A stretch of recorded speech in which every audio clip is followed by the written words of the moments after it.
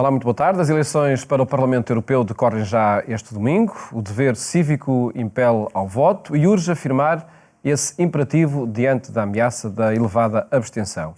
Urge também informar sobre várias propostas partidárias que daqui a pouco vão merecer a análise de Eunice Lourenço, chefe de redação da Renascença.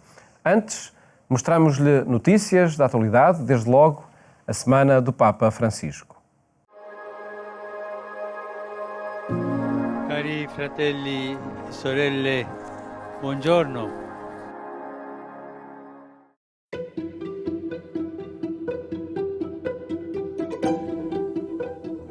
O Papa Francisco enviou uma mensagem aos católicos da China que esta sexta-feira celebram a festa de Maria Auxiliadora, particularmente venerada no santuário de Nossa Senhora de Sheshan. Tale felice occasione mi permette di esprimere speciale vicinanza e affetto a tutti i cattolici in Cina, i quali tra quotidiane fatiche e prove continuano a credere, a sperare e amare. Cari fedeli in Cina, la nostra Mamma del Cielo vi aiuti tutti ad essere testimoni di carità e di fraternità, mantenendovi sempre uniti nella comunione della Chiesa universale.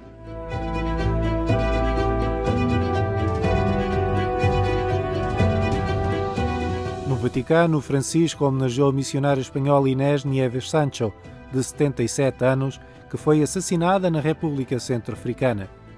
A religiosa da Congregação das Filhas de Jesus passou os últimos 23 anos de sua vida em missão.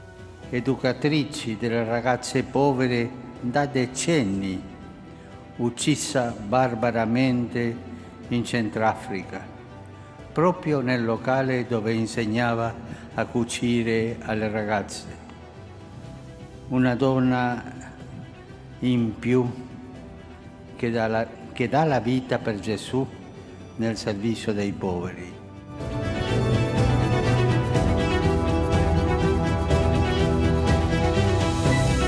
Jornalistas ao lado dos excluídos, foi a mensagem deixada pelo Papa aos membros da Associação da Imprensa Estrangeira na Itália.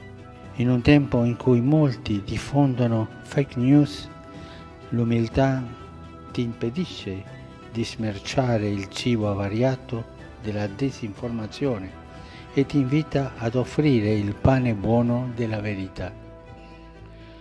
Il giornalista umile è un giornalista libero dai condizionamenti, libero dai pregiudizi e per questo coraggioso. La libertà richiede coraggio.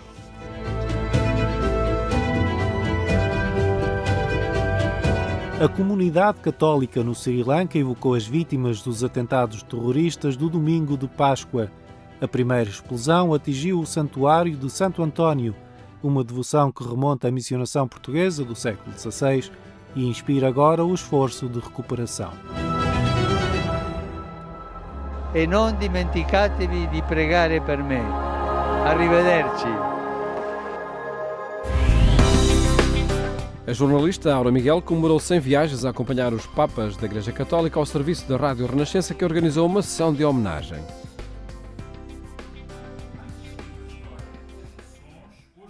As 100 viagens da jornalista Aura Miguel a acompanhar os papas por diferentes países dos 5 continentes são um marco para a Rádio Renascença, para os seus ouvintes e para Portugal. A emissora católica organizou uma sessão de homenagem onde muitas viagens foram recordadas. Papa João Paulo II, São João Paulo II, Papa Bento XVI, Papa Francisco. A Aura Miguel foram os olhos, os ouvidos e o sentimento maior daquilo que estes papas fizeram pelo mundo inteiro, em todo o planeta, e só através da Aura Miguel, e nos anos mais lá para trás, era só ela de facto que trazia para os portugueses aquilo que ia acontecendo nestas visitas apostólicas, e significa o elo muito forte que existe entre cada português e aquilo que significa Pedro e o sucessor de Pedro, e agora de modo especial o Papa Francisco. Em Portugal é inédito, e mesmo em termos mundiais não é frequente ter a mesma jornalista a acompanhar as viagens de sucessivos papas, não é? Ao longo de todo o mundo, e por isso com tanta proximidade à própria missão do Papa, e dada desta maneira, enfim, tão presente, tão sugestiva, como a Aura tem dado, e não estamos a falar de anos, estamos a falar de décadas.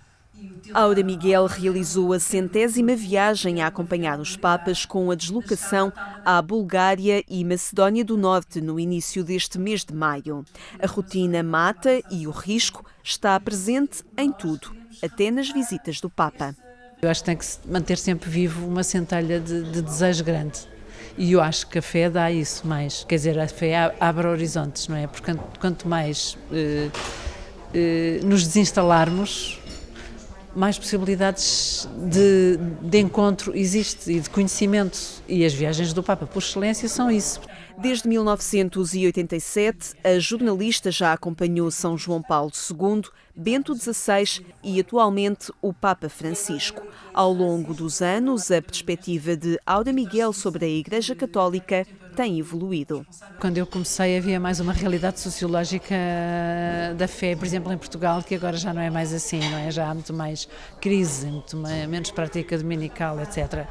Por outro lado, também acho que há um grande desafio de ver a vivacidade da fé fora da Europa. E as viagens do Papa permitem isso. E isso é um grande desafio também, ver como normalmente em ambientes de minoria é preciso perceber as razões da fé. Aura Miguel foi a primeira mulher jornalista na redação da Rádio Renascença, quando a sua opção era a carreira diplomática. Ela foi convidada para fazer a cobertura das questões religiosas e eclesiais.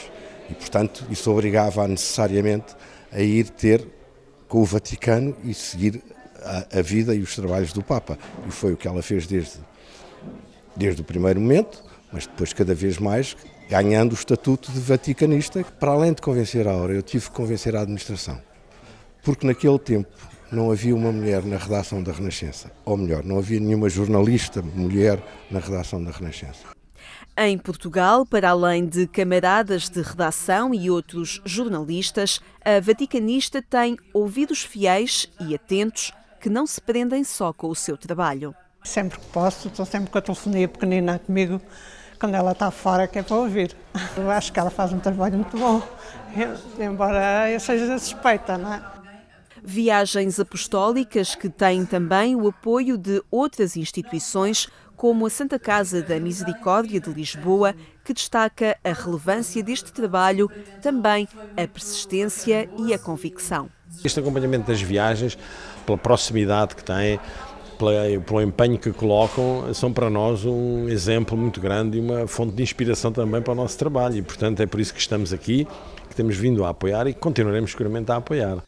Na viagem número 100, o Papa Francisco surpreendeu a jornalista portuguesa com uma caixa de reboçados com aroma de rosas. Mas esta não é a única recordação que Aura Miguel tem dos Papas. Um outro objeto fundamental para mim é uma caneta que ainda guardo, que ainda tem as impressões digitais do Papa João Paulo II.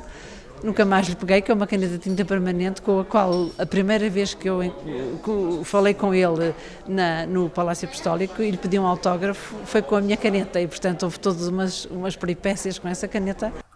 A jornalista Aura Miguel e a emissora católica portuguesa, a Rádio Renascença, comemoraram 100 viagens a acompanhar os Papas da Igreja Católica por todo o mundo. Novo livro de Fátima Lopes relata a sua experiência nas peregrinações a pé ao Santuário de Fátima.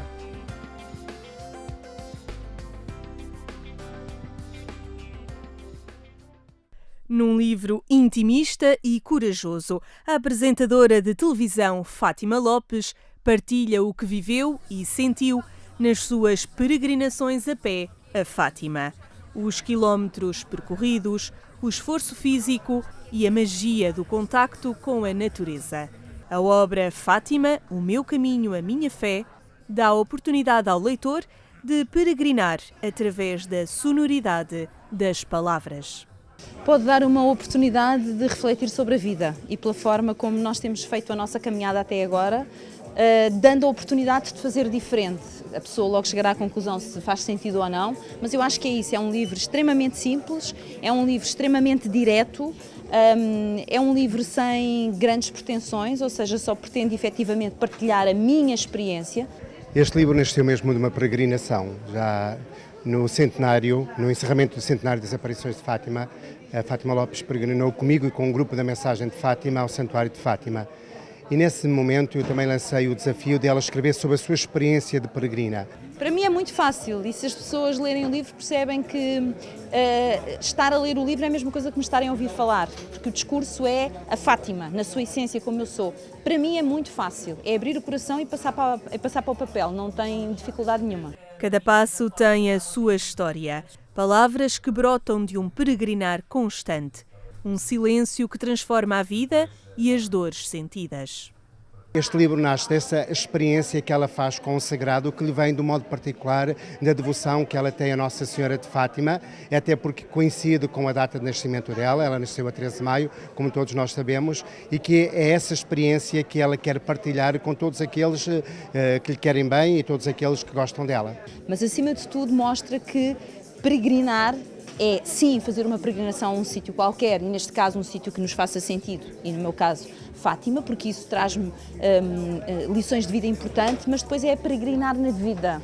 E a vida é uma peregrinação constante e é um bocadinho para aí que eu quero levar as pessoas para olharem para a vida dessa maneira e perceberem que todos os obstáculos que a vida nos vai trazendo fazem parte do caminho. A autora tem um carinho especial por Nossa Senhora de Fátima. Vários acontecimentos na sua história de vida a ligam à Senhora da Cova da Iria.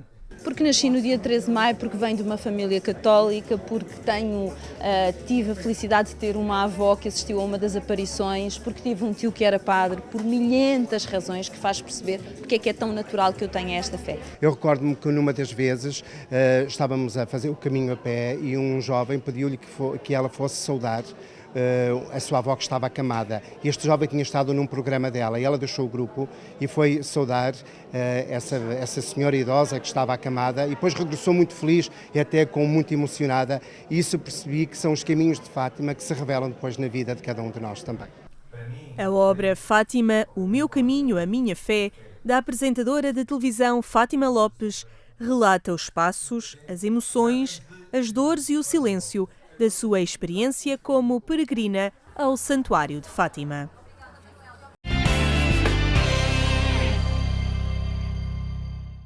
Acompanhe estas e outras notícias no portal da Agência Eclésia, que atualizamos permanentemente.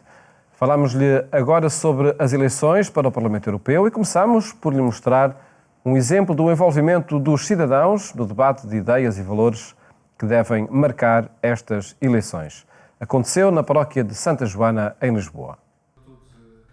As comunidades cristãs também estão atentas ao desafio de uma Europa unida. Algumas delas promoveram debates e reflexões, como a paróquia de Santa Joana Princesa, em Lisboa, onde foram sugeridos alguns caminhos de futuro. As pessoas estão muito ansiosas de perceber o que se passa e os debates e as questões, desde económicas a políticas, mas também as questões mais profundas, mais culturais e mais dos valores.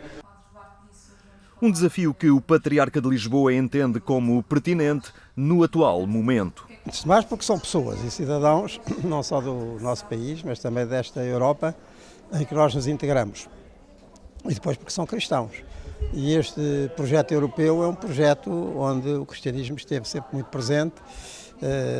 Os seus pais fundadores, não é? Schuman, De Gasperi, Adenauer, eram cristãos convictos e também por isso intervieram nesta Europa comunitária de que nós hoje fazemos parte e que tem agora um momento importante.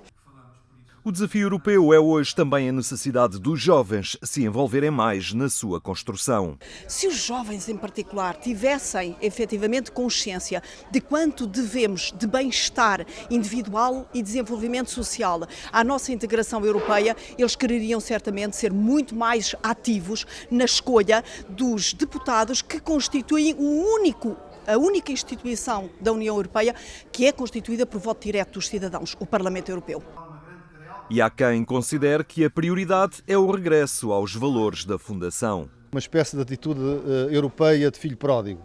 A Europa contemporânea foi fundada por grandes cristãos, um deles, aliás, em processo de canonização, Schuman, e, portanto, os valores desta construção são valores cristãos.